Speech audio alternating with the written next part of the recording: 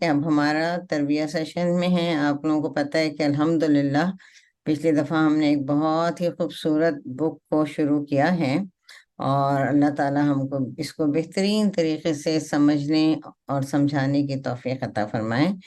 اور یہ بک ہماری ہے حسن اخلاق۔ اس میں ہم احادیث پڑھتے ہیں، تو ہمیشہ احادیث سے پہلے ہم جو ہے درود شریف بھی پڑھا کریں گے۔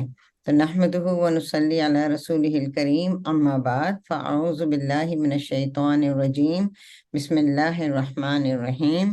رب اشرح لی صدری ویسر لی امری واحلل عقدۃ من لسانی یفقہوا قولی، ربی زدنی علما۔ آپ سب بھی درود شریف پڑھیں۔ اللہم صلی علی محمد وعلی آل محمد کما صلیت علی ابراہیم وعلی آل ابراہیم انک حمید مجید۔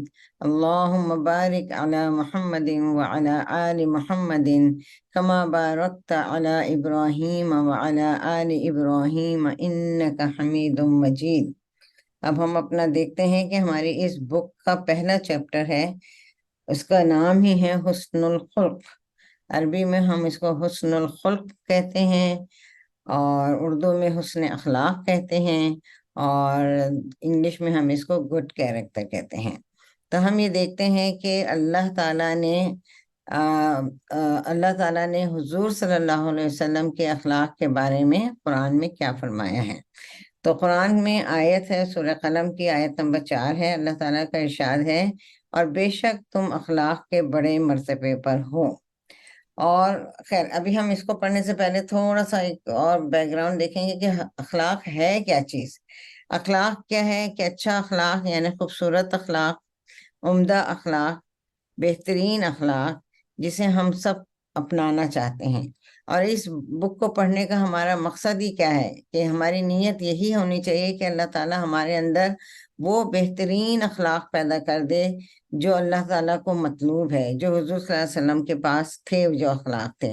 اور اس کے لیے ہم نہ صرف کوشش کریں گے بلکہ ہم ایک دعا بھی یاد کریں گے، جو میں انشاءاللہ چینل میں شیئر کر لوں گی، جس کا مطلب ہے جو حضور صلی اللہ علیہ وسلم آئینہ دیکھتے وقت پڑھتے تھے کہ اے اللہ، جس طرح تو نے میری صورت اچھی بنائی ہے، اسی طرح میرا اخلاق بھی اچھا کر دیں۔ اور ہم دیکھتے ہیں کہ یہ دعا اگر ہم اپنے ہاتھوں سے لکھ کر اپنے آئینے پہ لگائیں، اور جتنی دفعہ ہم آئینہ دیکھیں، ہم پڑھتے رہیں، تو انشاءاللہ اللہ تعالیٰ ہماری کوششوں کے ساتھ ہماری دعا بھی قبول کرے گا۔ اب ہم تھوڑا سا یہ دیکھتے ہیں، آپ دیکھ رہے ہیں کہ یہ لفظ اخلاق جو ہے، اخلاق کے اندر جو روٹ ورڈ اس کا ہے خا، لام اور قاف۔ اس روٹ ورڈ کو اس روٹ ورڈ سے کچھ الفاظ بنتے ہیں، صرف زبر پیش کی، زبر زیر اور پیش کی، اس سے ہم دیکھتے ہیں کہ معنی کیا بن جاتے ہیں۔ اگر اسے ہم خلق پڑھیں تو اس کے مطلب ہوتے ہیں پیدائش، خلق پڑھیں تو اس کا مطلب ہوتا ہے عادت، خصلت اور طبیعت، اور اگر اس کو خلقہ پڑھیں تو اس کے معنی ہیں پرانا ہونا اور بوسیدہ ہونا۔ تو ہم دیکھتے ہیں کہ اخلاق جو ہیں وہ جتنے پرانے ہوں گے، یعنی جتنے دن، جتنی کوشش سے، جتنی مرتبہ ہم اپنے اندر کوشش کر کے اچھے اخلاق پیدا کریں گے، اور وہ جتنے پرانے ہوتے جائیں گے وہ اخلاق، ہمارے بہترین اخلاق، تو وہ جو ہے نا ہماری طبیعت کا حصہ بن جائیں گے۔ یعنی ہمیں کسی کے آگے بناوٹی اخلاق دکھانے کی ضرورت نہیں پڑے گی، بلکہ ہم خود بخود جب بھی جس سے بھی ملیں گے، ہمارے وہ اخلاق جو ہیں وہ سامنے آ جائیں گے۔ اب ہم دیکھتے ہیں کہ ہم میں سے ہر شخص چاہتا ہے کہ ہم خوبصورت ہیں، اور خوبصورتی یہاں حسن کے معنی کیا ہے؟ خوبصورتی۔ ہم میں سے ہر شخص چاہتا ہے کہ ہم خوبصورت ہوں۔ اس کے لیے ہم اپنے چہرے پر بھی، اپنے جسم پر، اپنے لباس پر پیسہ بھی خرچ کرتے ہیں۔ آپ دیکھتے ہیں کہ بھی اچھے سے اچھا لباس پہنتے ہیں، اپنے آپ کو فٹ رکھنے کے لیے ایکسرسائزز کرتے ہیں، اپنے چہرے کو اچھا رکھنے کے لیے ہم اس پہ بہت کچھ پیسہ خرچ کرتے ہیں۔ لیکن صرف چہرے کا خوبصورت ہونا ہی خوبصورتی نہیں ہے، بلکہ اصل خوبصورتی کیا ہے کہ ہمارے اندر کی خوبصورتی ہو۔ ظاہری خوبصورتی تو بہرحال ہے الحمدللہ، اور وہ اٹریکٹ بھی کرتی ہے۔ اگر آپ دیکھیں گے کہ آپ کے محفل میں کوئی خوبصورت خاتون آتی ہیں تو سب کی نظریں اڑ جاتی ہیں، لیکن اگر کوئی خوبصورت شکل کے ساتھ خوبصورت عادات کا بھی حامل ہو تو پھر تو کیا کہنے ہیں۔ تو اصل خوبصورتی جو ہے وہ انسان کے اندر کی خوبصورتی ہے، اس کے اخلاق و عادات کی خوبصورتی ہے، اس کا رویہ لوگوں کے ساتھ کیسا ہے، اس کے معاملات لوگوں کے ساتھ کیسے ہیں، اس کے بولنے کا انداز کیسا ہے، وہ نرم طبیعت کی ہیں یا سخت طبیعت کی ہیں، یہ ساری چیزیں جو ہیں یہ ہمارے اخلاق کو بناتی ہیں۔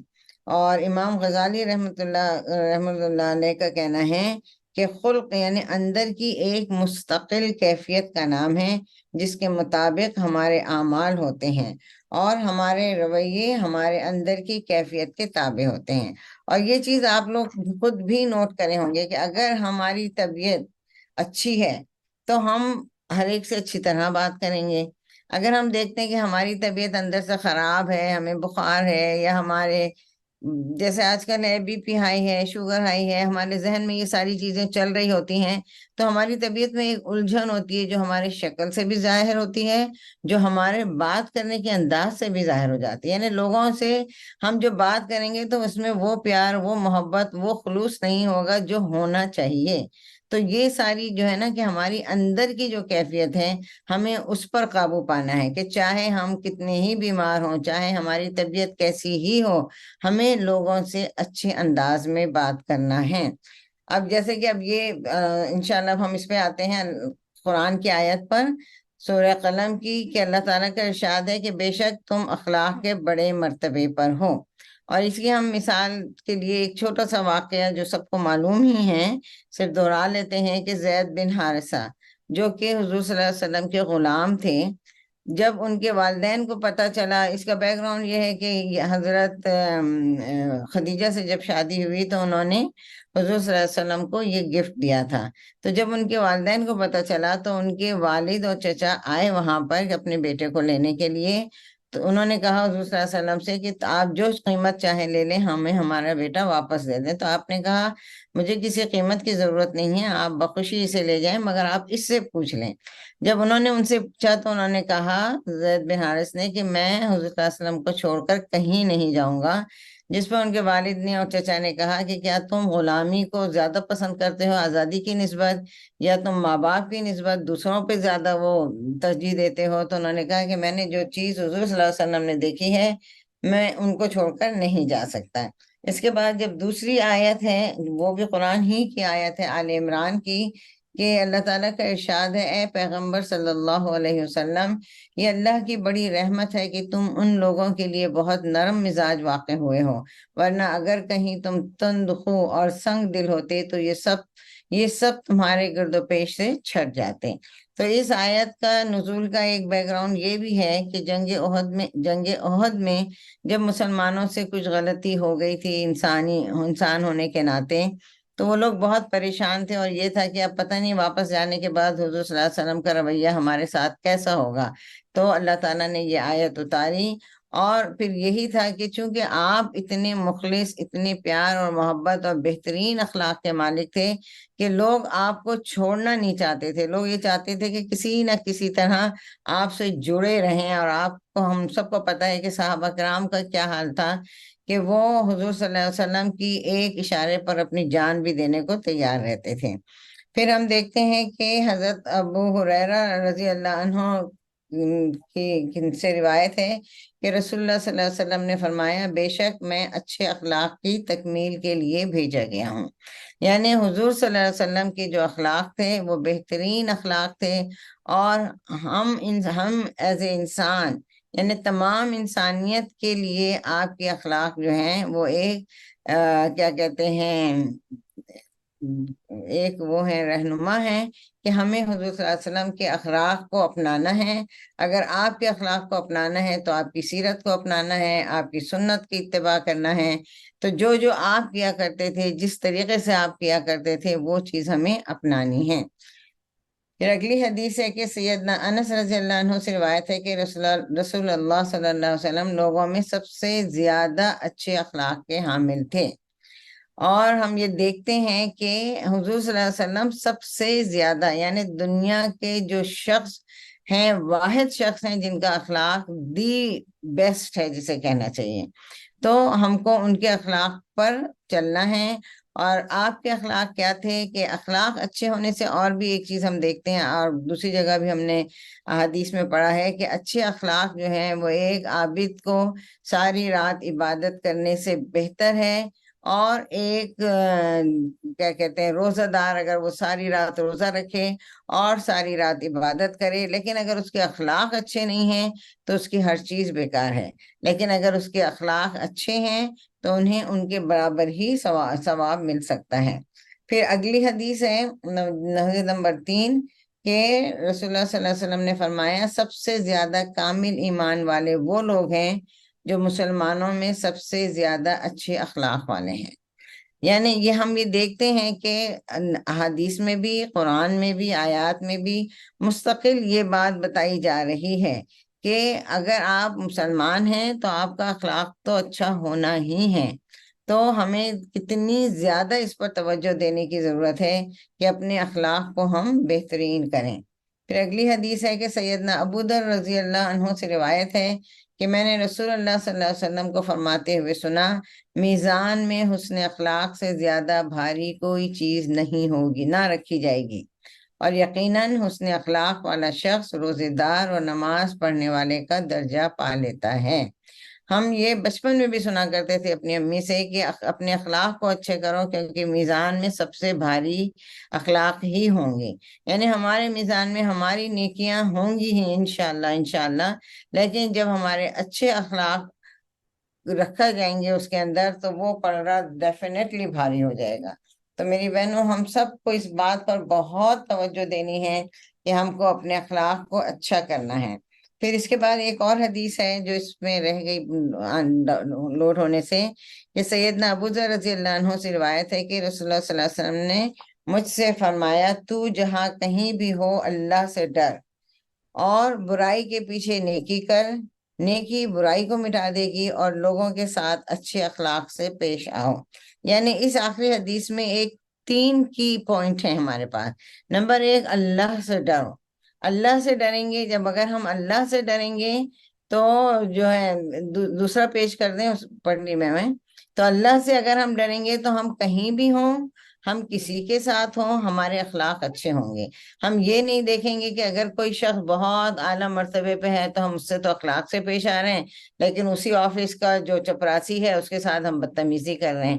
یا ہم یہ بھی نہیں اگر ہم اللہ سے ڈرتے ہوں گے تو ہمیں یہ دیکھنا چاہیے کہ ہم اپنے ملازموں کے ساتھ کیسے ہیں، ہمارے گھر میں جو لوگ کام کرنے آتے ہیں، جو ماسیاں آتی ہیں، ہمارا رویہ ان کے ساتھ کیسا ہے، کہ ہم ان سے اخلاق سے پیش آتے ہیں یا ہم انہیں جھڑک کر بات کرتے ہیں۔ لیکن اللہ سے ڈر، دس از دا کی پوائنٹ۔ ہم سب آج یہ پوائنٹ لے کر جائیں گے اپنے ساتھ کہ اللہ سے ڈرنا ہے۔ اللہ سے ڈریں گے تو ہمارا رویہ ہر ایک کے ساتھ بہترین ہوگا انشاءاللہ۔ دوسرا انہوں نے کیا کہا کہ اگر تم سے کوئی برائی ہو جائے تو فوراً ہی کوئی نیک کام کر لو، اور یہ قرآن میں بھی آیت آتی ہے کہ نیکیاں جو ہیں وہ برائیوں کو مٹا دیتی ہیں۔ تو اگر ہم سے کوئی گناہ ہو جاتا ہے، کسی کے ساتھ ہم بدتمیزی کر دیتے ہیں، تو ہمیں چاہیے کہ ہم فوراً ہی صدقہ خیرات کر دیں، 2 نفل پڑھ لیں، اللہ سے توبہ کر لیں، استغفار کر لیں۔ پھر ہے کہ لوگوں کے ساتھ اچھے اخلاق سے پیش آؤ۔ یہ 3 ایسی چیزیں ہیں کہ اگر یہ ہمارے پاس ہوں گی تو ہمیں پتہ ہے کہ جنت میں بھی صرف اچھے اخلاق والے ہی لوگ جائیں گے۔ یعنی جنت میں جانے سے پہلے بھی ایک کیا کہتے ہیں ایک جگہ ہوگی، ادھر جو ہے سب کی معافیاں تلافیاں ہوں گی، ہر ایک کی برائیوں کو، دلوں سے کینے کو، ہر چیز کو نکال دیا جائے گا، اور جب جنت میں جائیں گے صرف وہی لوگ جن کے اخلاق بہترین ہوں گے۔ تو اصل خوبصورتی اخلاق کی خوبصورتی ہے۔ شکل تو اللہ تعالیٰ سب کی اچھی کر دے گا قیامت کے دن، قیامت کے دن نہیں، جنت میں جانے کے بعد، لیکن ہمیں اپنے اخلاق کو بہترین کرنا ہے تاکہ اللہ تعالیٰ ہمیں جنت میں لے کر جائے۔ تو آج کا ہم جو اپنے ساتھ ٹیک ہوم لیسن لے کے جائیں گے وہ یہ ہے کہ ہمیں اللہ تعالیٰ سے ڈرنا ہے، اور ہر کام کرتے وقت اللہ سے ڈرنا ہے، خاص طور سے اپنے اخلاق کے لیے۔ اور ایک چھوٹا سا ہوم ورک سمجھ لیں، ہم بھی کریں گے، میں بھی کروں گی، آپ سب سے بھی ہے کہ اس پورے ہفتے میں نیکسٹ ویک تک، اور شیئر بھی کیجیے گا آ کے، کہ اگر ہمارے ساتھ کوئی بدتمیزی کرتا ہے تو ہمارا انسٹنٹ رویہ اس کے ساتھ کیا ہوتا ہے۔ کیا ہم خاموش ہو جاتے ہیں؟ کیا ہم ایک کا جواب دو سے دیتے ہیں، یا ہم اس وقت غصے کو پی کر اپنے بہترین اخلاق کا مظاہرہ کرتے ہیں۔ اور ایک ڈائری بنائیں اس کلاس کے ساتھ ساتھ، اس بک کے ساتھ ساتھ، کہ ہم اس میں ایسا ایک ایک پوائنٹ لکھتے جائیں گے کہ بھئی آپ نام نہ لکھیں بے شک، لیکن آپ یہ ضرور لکھ سکتے ہیں کہ فلاں نے مجھے یہ تکلیف دی، لیکن میں اس وقت اپنے بہترین اخلاق کو، مجھے اپنے اخلاق پر نظر رکھتے ہوئے خاموش رہنا پڑا، یا یہ کہ نہیں میں نے تو اینٹ کا جواب پتھر سے دیا، اور یا جو بھی ہوا انشاءاللہ، لیکن وہ نہیں ہوگا اینٹ کا جواب پتھر سے، کیونکہ اب ہم اخلاق پر اپنے کام کرنے لگے ہیں۔ تو انشاءاللہ تعالی اللہ تعالی ہمیں بہترین اخلاق والا بنائے، اور ہمیں حضور صلی اللہ علیہ وسلم کی سنت پر اتباع کرنے والا بنائے۔ آمین ثم آمین۔ السلام علیکم ورحمۃ اللہ وبرکاتہ۔